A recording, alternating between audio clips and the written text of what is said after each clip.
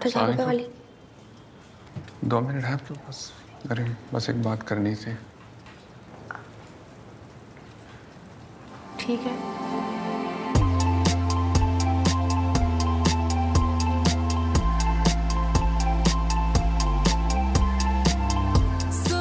एक घंटे पहले तो बात हुई है। दिल का ज़्यादा मेरा तो नहीं आप 1 घंटा इंतजार कर लिया, इससे ज्यादा नहीं हो सकता।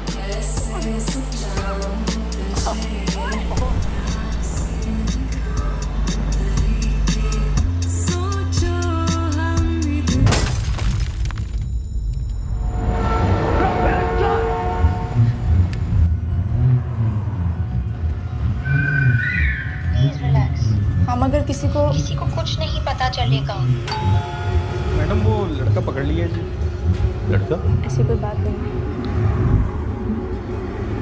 This film in flames is mind-bending for the subject matter, for the style, for the depth and complexity of it. Wow, I was knocked out.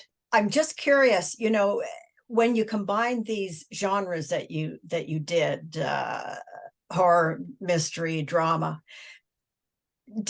when did that come in the sequence of writing the film? I didn't realize how non-traditional the film structure was until I had to pitch the film.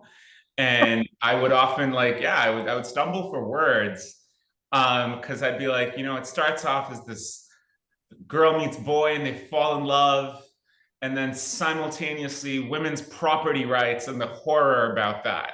So, and then the overarching, a mother who's trying to come to terms with how to navigate life when she's all on her own and burdened with the responsibility of being a single mother in a society that's not kind to that.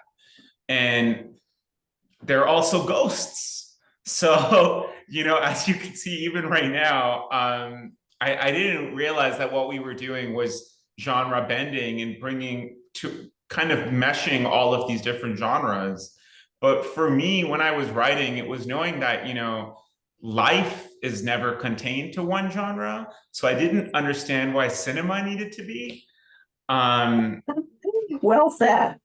I also want to talk to you about the patriarchy in Pakistan.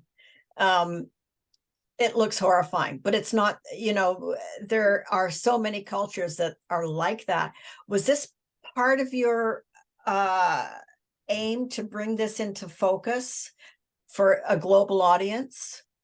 I mean, at the time when we were making the movie, there were so many global movements happening that really felt like it was urgent to explore the patriarchy. There was the women's rights movement happening in Iran. There was Roe versus Wade being overturned in the States. There was a feeling that the world is shifting towards the extreme right in terms of women's bodily autonomy, in terms of women's agency. It wasn't confined to Pakistan, but Pakistan has such an interesting infrastructure, I say, in the way that the patriarchy enacts itself, where often on the books, our laws are very progressive. We're one of a few countries in the world that's had a female head of state, but simultaneously the cultural expectations are deeply conservative. So it was the conflict that comes out of that and how to explore that through the lens of these two incredible women and how they navigate that society where they never know who to trust and they never know where that overarching fear, where it's coming from. And at all times, they have to be on alert and on their guard. And Pakistan felt like a place in a society that could speak to the whole world.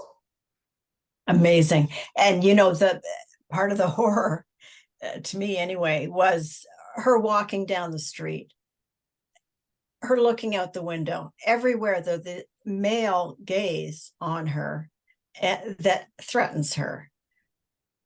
Just stunning.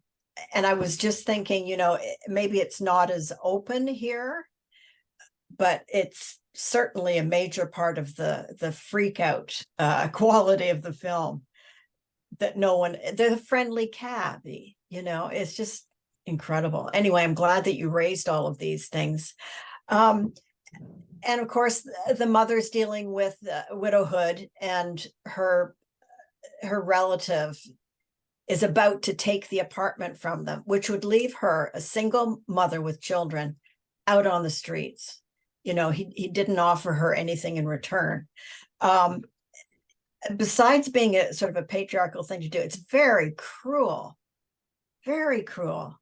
Have you heard of cases like this? Yes, it's very much founded on reality. I have a friend who works as a pro bono lawyer who specializes in women's property cases.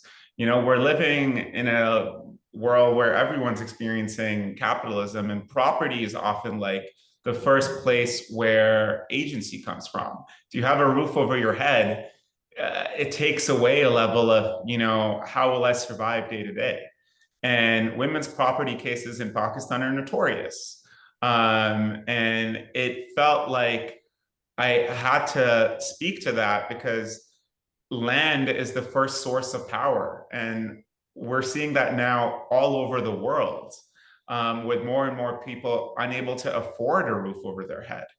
And it was important to explore how the mother and the daughter's relationship ultimately is what saves them, is ultimately what keeps, you know, the ground beneath their feet from shaking any longer. Oh my God, terrifying, terrifying, but you're right. And I want to particularly mention the performances. Each actor is just stupendous, including little Bilal. You know, Ramisha's, it's her first film. I know. Ramisha is a powerhouse performer. And the delicacy and the vulnerability she showed in this movie for her first film.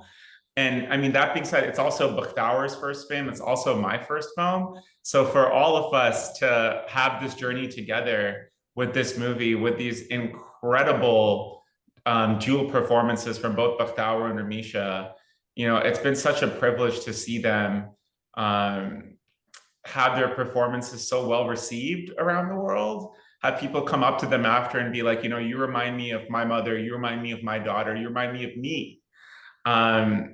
It's been, I mean, it's more than we could have expected. It's been wild. It's not fantastic. And I've seen some pictures of you at various premieres, and everyone, you're just all beaming, you know, and no wonder you've got a real hit here.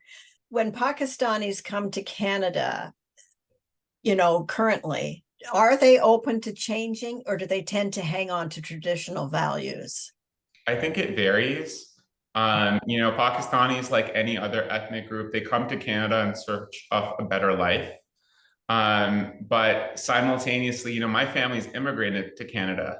And when you're an immigrant in a new country, you can feel alone. You can feel really disjointed and abandoned because everything you knew, you left in a country behind you, often to make a better life, not for you, but for your children.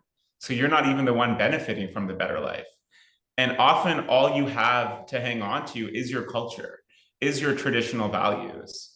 So often what we find is that immigrants, when they come to a new country, they really cling on to their culture and their religion because it's one of the last things that is providing them with dignity. And comfort. And comfort. And, you know, and we've seen that like forever. Like you think about like Little Italy and how it was founded, you know, it was from Italian immigrants trying to recreate a place that they feel comfortable. But I think there's a greater cognizance that, you know, you need to integrate with societies and share the value, bring the best of your values. And when I look at the Pakistani diaspora that I've had the ability to meet with, touring with In Flames, they're embracing this film and its values with open arms. One of the first awards we got for In Flames was from the International Film Festival of Surrey. And Surrey is a deeply South Asian diaspora community. Wow. So it was really incredible to be championed there amongst so many other South Asian artists. So I think, you know, just like any community, Pakistanis are many things. Yes. Well, again, congratulations. This film was so moving, so original, and just really stirred my imagination. Congratulations. And this being your debut, extra congratulations. Thank you so much. Thank you so much. Thank you. Have a great day. You too. Bye-bye. Bye. क्या नमाज की पाबंद है आप 5 वक्त की नमाज रोज़ा हज ज़कात ईमान की कमजोरी को दूर करता है